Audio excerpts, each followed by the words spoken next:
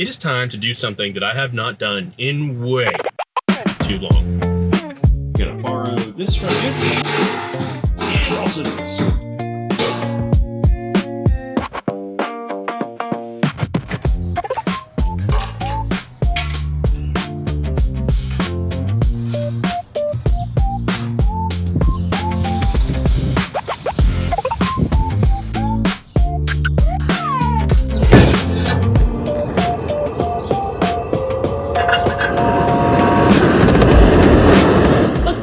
Nice about wherever you are having a good local homebrew supply shop. If you don't know exactly what you want to make, it's okay. You can come in, ask the friendly staff. I know that I want to make something light, something great for the hot weather. I want something that's going to be a crowd pleaser. I know I don't want to make a lager, and I want it to be pretty easy, pretty foolproof. Alex, anything you would recommend? I don't care. Idiot.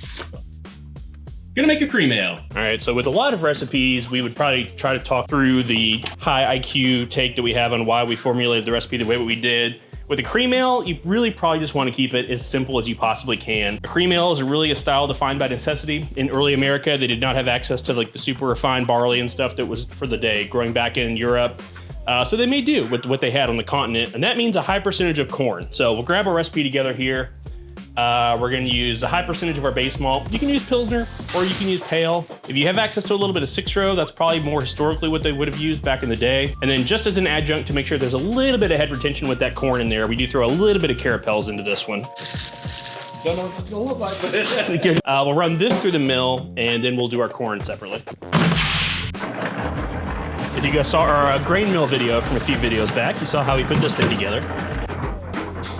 All right, so with our grist looking pretty good, now we'll pull the rest of the adjuncts. The amount of corn that you use is kind of up to you. You can go as light as like 10% maybe in a cream ale. You can go as heavy as, honestly, I've seen them go up to like 30%. Probably 10 to 20 is a little bit more reasonable and conventional.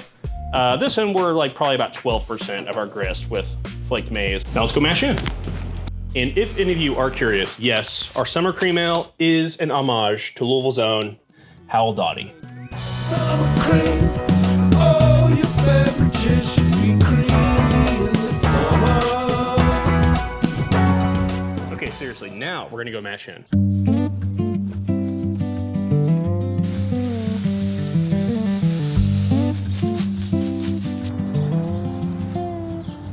Takes me back. Honest, dude, for real? Like, yeah, I've probably not brewed, you said like 10 years. It's been even like probably 3-4 years since I just like had a day and made a batch of beer.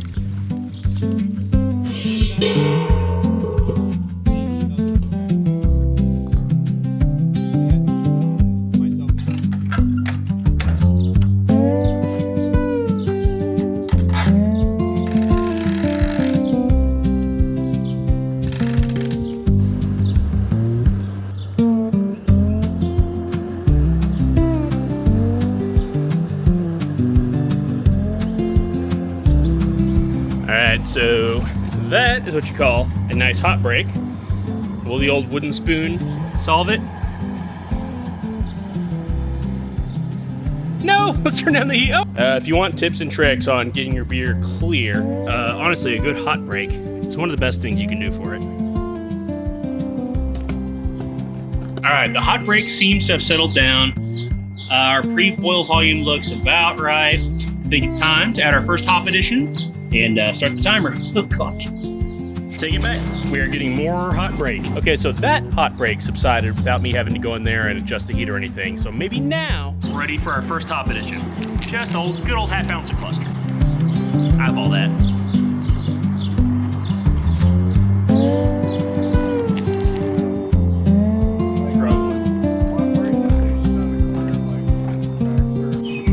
Final hop addition and a little bit of Irish moss. That actually kind of makes sense. Yeah, they're all in the well, here's the question. eBay, their prices would be like $100, $200 higher. Yeah, we were looking at Facebook Marketplace earlier.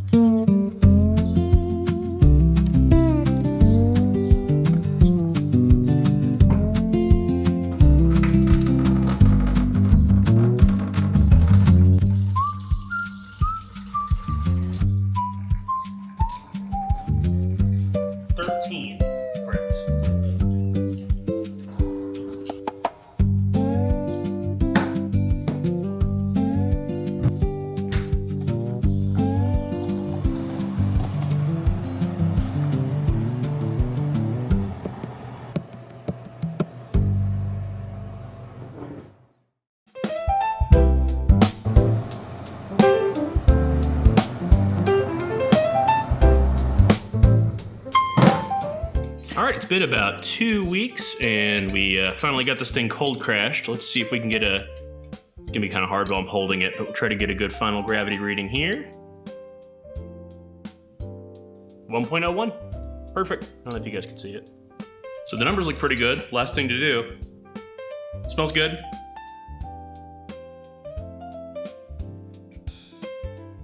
Tastes like a cream ale.